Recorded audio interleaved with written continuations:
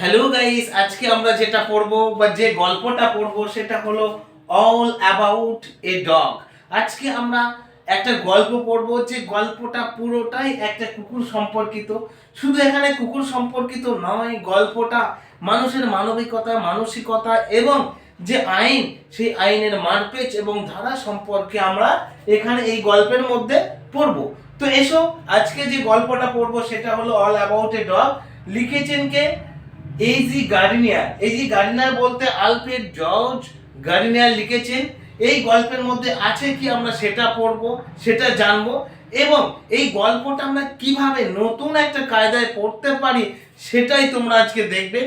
তো এই কায়দায় পড়লে আশা করি তোমরা প্রত্যেকটা লাইনের অর্থ নিজেরাই তৈরি করে নিতে পারবে এবং শুধু এই গল্পটা নয়, তুমি তুমি যে গল্পটা, যে লাইনটা পড়তে যাবে সেই লাইনটাই তুমি অর্থ নিজে থেকে উপলব্ধি করতে পারবে। বেশিরভাগ ছাত্রছাত্রীর যে সমস্যাটা হয় সেটা কি তোমরা জানো? বেশিরভাগ ছাত্রছাত্রী যারা আছো তারা একটা লাইনের অর্থ ক্লিয়ারলি বুঝতে পারো না, এর জন্য তোমাদের গল্পটা একদমই ভালো লাগে না। সুতরাং আমি চেষ্টা করব কিভাবে প্রত্যেকটা লাইনের অর্থ তৈরি হয়। এখানে যে আমি চারটি লাইন লিখেছি, দেখো এই চারটি লাইনের মধ্যে মোট মোট আছে 19টা টেন্সের গঠন। কটা টেন্সের গঠন আছে? 19টা টেন্সের গঠন আছে। পৃথিবীর যে বাক্য লিখুক না কেন তাকে এই 19টা টেন্সের গঠনের মধ্যে রেখে লিখতে হবে। এবং এবং আর একটা কথা খুব ভালো করে জেনে রাখো তোমরা, পৃথিবীর যেই শব্দ ব্যবহার করুক না কেন তার লেখার মধ্যে, তার বলার মধ্যে, তাকে অবশ্যই এই যে পার্ট অফ স্পিচ 8 প্রকার আছে, সেই 8 প্রকার শব্দের মধ্যে থেকে শব্দ নিয়েই তাকে বাক্যে ব্যবহার করে বলতে হবে এবং লিখতে হবে। সুতরাং তুমি যদি পার্ট অফ স্পিচ সম্পর্কে ভালো করে জেনে যাও এবং শব্দগুলোর ক্লাসিফিকেশন করতে পারো এবং বাক্যটা কোন টেন্সে আছে ঠিক সেই টেন্স অনুযায়ী ক্রিয়াপদের যে অর্থ আছে সেই অর্থের সঙ্গে ক্রিয়াপদের শেষ অর্থাৎ টেন্সের চেনার উপায় যোগ করে তুমি যদি অর্থ বলতে পারো তাহলে তুমি ইংলিশে সব কিছু জানো বলে মনে করবে এবং তুমি সেটা উপলব্ধি করতে পারবে যে আই নো ইউর মাস, আমি অনেক জানি ইংলিশে আমি অনেক জানি। এটা তুমি অবশ্যই উপলব্ধি করতে পারবে যদি তুমি এই 19টা টেন্সের গঠনের মধ্যে বাক্যগুলো লিখতে পারো তাহলে। এবং আর কি করতে পারবে? আর যদি এই শব্দগুলো অর্থাৎ পৃথিবীর সমস্ত শব্দগুলোকে যদি পার্ট অফ স্পিচ অনুযায়ী ক্লাসিফিকেশন করে পড়তে পারো তাহলেই তুমি পারবে, otherwise I think it will be impossible to learn English. তো এসো আজকে আমরা টেক্সটটা পড়ে নেই, কি আছে এই টেক্সটের মধ্যে দেখে নেই। দেখো প্রথমে কি আছে, দেখো প্রথম লাইনটাতে বলছে I was traveling in a bus. I was traveling, এই যে শব্দটা আইটা কি প্রোনাউন, আইটা pronoun. was traveling in a bus, travel মানে কি ভ্রমণ করা। দেখো পাস্ট কন্টিনিউয়াস টেন্সের গঠনে আছে বাক্যটা I was traveling। I যদি সাবজেক্ট হয়, was ওয়ার দুটোর মধ্যে একটা verb plus ING plus object. I was traveling in a bus, আমি একটা বাসে করে ভ্রমণ করছিলাম। কে বলছেন? কথক বলছেন, অর্থাৎ এই যে গার্ডিনিয়ার এই কথা বলছেন, আলফ্রেড জর্জ গার্ডিনিয়ার এনার পুরো নাম, ইনি এই কথা বলছেন যে আমি একটা বাসে করে ভ্রমণ করছিলাম। আর এনার সামনে ঘটে যাওয়া ঘটনাটাই এই গল্পের মধ্যে বর্ণনা করা হয়েছে। তোমরা একটু ধৈর্য ধরে দেখো, আশা করি প্রত্যেকটা লাইনের অর্থ বুঝতে পারবে। তাহলে বাক্যটা পাস্ট কন্টিনিউয়াস টেন্সে হওয়ার জন্য এই যে ট্রাভেল ভ্রমণ করা, এই ভ্রমণ করা কথাটার সঙ্গে আমাকে কেন, পৃথিবীর যেই এই লাইনটার অর্থ বলবে তাকে ইতে ছিল, ইতে ছিলে, নিতে ছিলাম, এই কথাটা যোগ করতে হবে এই যে ভার ভ্রমণ করা কথার সঙ্গে। তাহলে অর্থটা কি হয়ে দাঁড়ালো? আই ওয়াজ ট্রাভেলিং, আমি ভ্রমণ করছিলাম। কোথায়? ইন এ বাস, একটা বাসে। পরের লাইনটা দেখো, ইট ওয়াজ আ bitterly cold night and even at the far end of the bus the east wind cut like a knife। দেখো কিভাবে বাক্যটা আছে। তোমরা জানো বিভাগ 7টা আছে। এম ইজ আর একটা ভাগ, ওয়াজ ওয়ার আরো একটা ভাগ, শ্যাল বি উইল বি আরো একটা ভাগ। দেখো তুমি এক মুহূর্তের জন্য ভেবে নাও ভার্ব প্লাস আইএনজি নেই, তাহলে এটা না থাকলে কি হবে?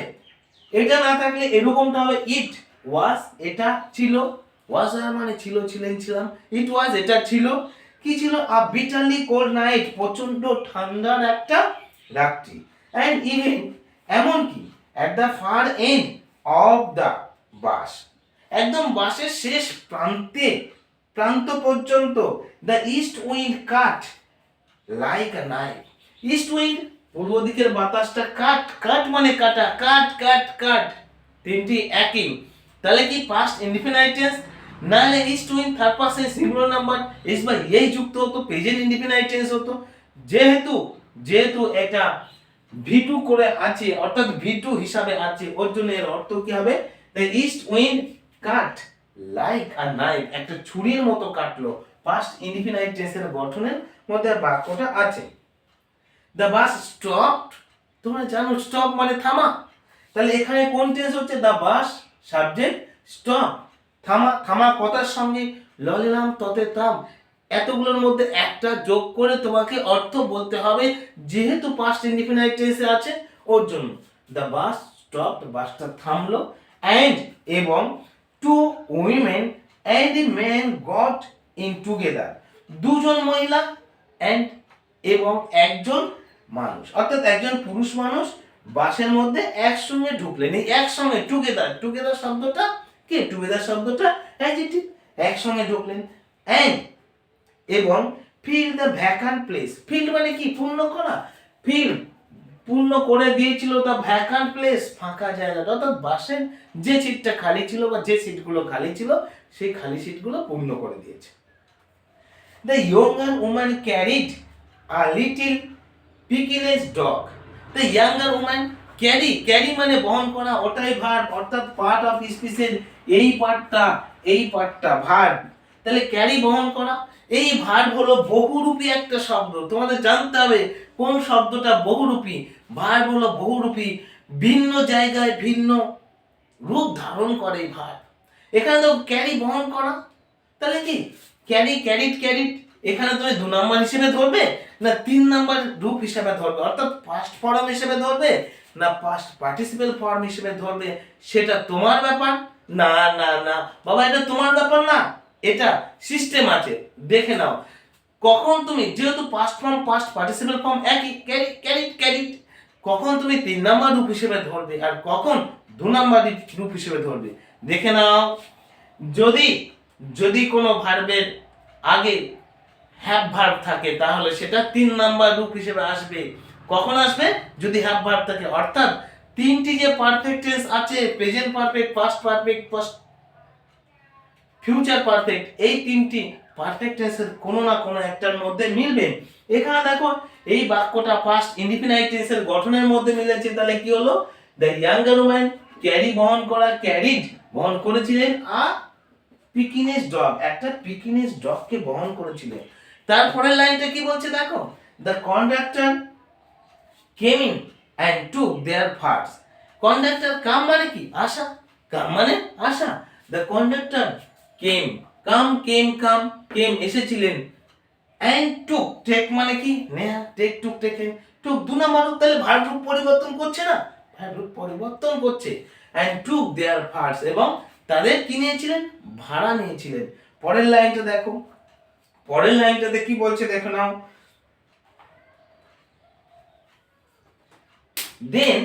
then his eyes rested on the beady-eyed dog, rest মানে পড়া এখানে, তারপর তার চোখটা পড়লো কোথায়?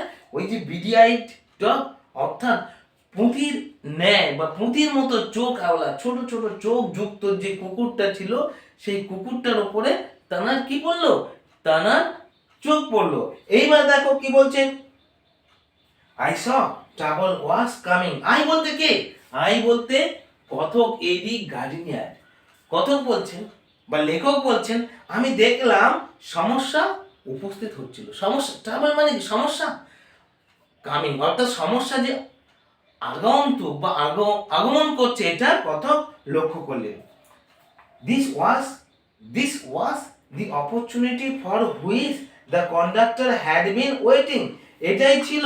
দিস ওয়াজ, দেখে নাও, দিস ওয়াজ, ওয়ার ছিল, ছিলেন, ছিলাম, দিস ওয়াজ এটা ছিল, অপরচুনিটি সুযোগ, ফর হুইচ যেটার জন্য, the conductor had been waiting, যেটার জন্য ওই কন্ডাক্টরটা অপেক্ষা করছিলেন। অর্থাৎ এটাই ছিল সুযোগ, যে সুযোগটার জন্য কন্ডাক্টর অপেক্ষা করছিলেন।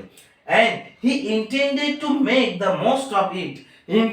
ইন্টেন্ড মানে চাওয়া বা কাজে লাগানো। he intended, তিনি চেয়েছিলেন, the most of it, intended to make the most of it, এবং এটাকে সব থেকে বেশি ভালো করে তিনি কাজে লাগাতে চেয়েছিলেন।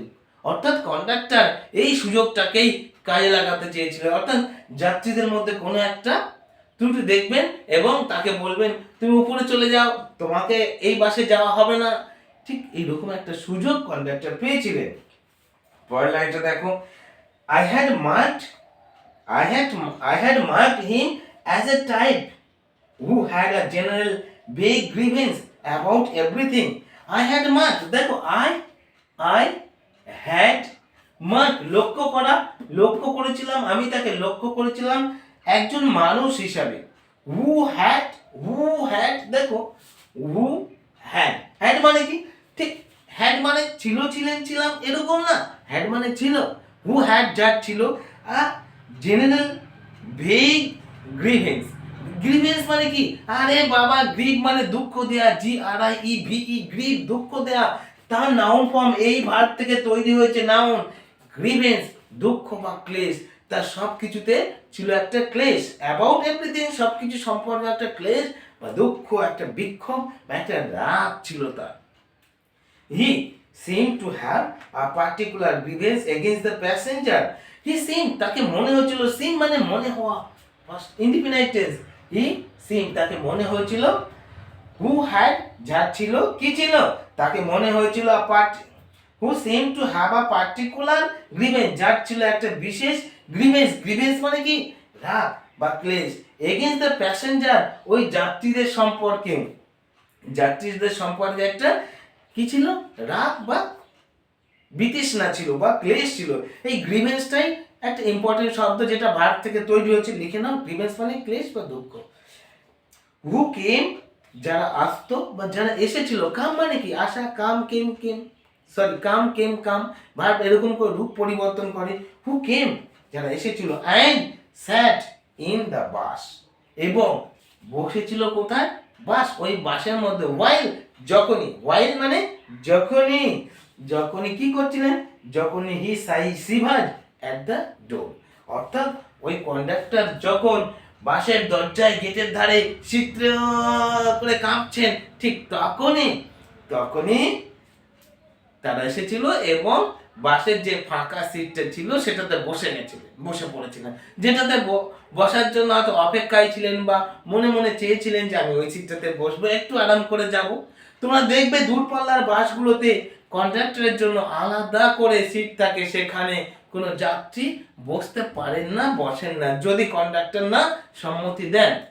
এখানে তো লোকাল বাসেও ওরকমটা থাকে না, ছিল না, ওর জন্য, এবং ঠান্ডার রাত্রে প্রচন্ড কাঁপছিলেন কন্ডাক্টর, সেই জন্য কি করা হচ্ছিল, তার মধ্যে যে রাগ, সেই রাগটা প্রকাশ আমরা দেখতে পেয়েছিলাম বা লক্ষ্য করেছিলাম। পরের লাইনটা দেখো, you must take that dog out, he said, দেখে নাও, you must, modal auxiliary verb, can, could, should, would, may, might, of, must, প্রত্যেকটা বাক্যই 4টা লাইনের মধ্যে পড়বেই। তাহলে কি, you must take that dog out, টেকটা ভার্ব, এখানে ভিতরি উপরে দেওয়ার অর্থ হলো, এই ভিতরিটা কখনো V3 হিসেবে ব্যবহার হতে পারে, আবার কখনো ভার্বের প্রেজেন্ট ফর্ম হিসেবে ব্যবহার হতে পারে, আবার এই যে বি বা হ্যাভ এগুলো হতেও পারে, বাক্যে নাও হতে পারে, বিশেষ কারণে হয়। সেই কারণটা আসলে আমি তোমাদের বলে দেবো যখন যে কারণটা আসবে। তবে এই কথা পুরোপুরি সত্যি, পৃথিবীর যে বাক্য লিখুক না কেন, বলুক না কেন, তাকে এই 4টা লাইনের মধ্যে রেখে লিখতে হবে, এই 19টা টেন্সের গঠনের মধ্যে রেখে বাক্যগুলোকে লিখতে হবে। এই হলো ব্যাপার। দেখো তারপরের লাইনটা কিভাবে হয়, I shall certainly do nothing of the kind. I shall certainly do, আরে নাথিংটা বাদ দাও, I shall do, I shall do, তাহলে কি হলো future indefinite tense. Negative sentence হওয়ার জন্য কি হলো নাথিং দেওয়া হলো, আর নাথিং নাথিং যদি থাকে তাহলে নো নট এগুলো থাকবে না। ওর জন্য বলছে কি I shall না, I shall certainly do nothing of that kind of the kind, এরকম কিছু আমি করবই না, ওরকম ধরনের আমি কিছু করব না, কুকুরটাকে নিয়ে বাইরে যাবই না, মহিলাটি বলে। You can take my name and address, দেখো you can take ভার my name and address, তুমি আমার নাম ঠিকানা নিয়ে নিতে পারো, আমি ওরকম কিছু করব না, আমি বাস থেকে বেরিয়ে যাব না কুকুরটাকে নিয়ে, তুমি আমার নাম ঠিকানা নিয়ে নাও, তুমি যা ইচ্ছে তাই করো, আমাকে জেলে পাঠাবে, ফাঁস দেবে, যা করো করো, মহিলাটা বলছে। পরের লাইনটা দাও, said the woman, সে বলা, the woman said, মহিলাটি বললেন। পরের লাইনটা দেখো, she had immediately expected the challenge and knew the reply. She had evidently, দেখো she had evidently expected the challenge, expect প্রত্যাশা করা, ভিতরি expected প্রত্যাশা করেছিলেন, the challenge তাকে তিনি প্রত্যক্ষভাবে বা পরিষ্কারভাবে, evidently পরিষ্কারভাবে, তিনি পরিষ্কারভাবে ওই চ্যালেঞ্জটাকে কি করেছিলেন অ্যাকসেপ্ট করেছিলেন।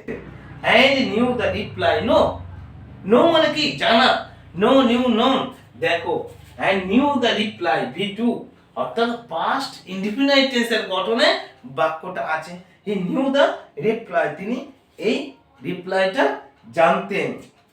you must take that dog out, that is my order, দেখে নাও you must take that dog out, তোমাকে ওই কুকুরটাকে বাইরে নিয়ে যেতে হবে, that is my order, ওটাই হলো আমার অর্ডার, আদেশ, ওটাই হলো আমার আদেশ, কন্ডাক্টর বলছেন তোমাকে কুকুরটা নিয়ে বাইরে যেতে হবে। I would not go on the top of the bus in such weather, দেখো I would not go কত সুন্দর করে মেলানো আছে, দেখে নাও I would, এখানে যদি not দাও তাহলে would not হবে, I would not go on the top of the bus in such weather, এরকম একটা আবহাওয়ায় আমি বাসের উপরে যেতে পারবো না, কে বলছেন মহিলাটি বলছেন।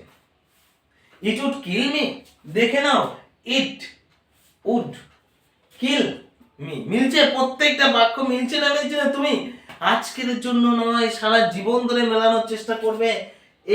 এই চারটে লাইনের মধ্যে আমি যে 19টা টেন্সের গঠন লিখে রেখেছি, এই 19টা টেন্সের গঠনের মধ্যে পৃথিবীর প্রত্যেকটা বাক্য মেলে কি মেলে না তোমরা লিখে নাও, দেখে নাও, যদি না মেলে তুমি আমাকে কমেন্টে জানিও যে স্যার আপনি তো এত জোর দিয়ে বললেন, কই মিলেছে এই লাইনটা, সেই লাইনটা মেনশন করে আমাকে পাঠিয়ে দিও, আমি তোমাকে দেখিয়ে দেবো কিভাবে আছে। ওকে।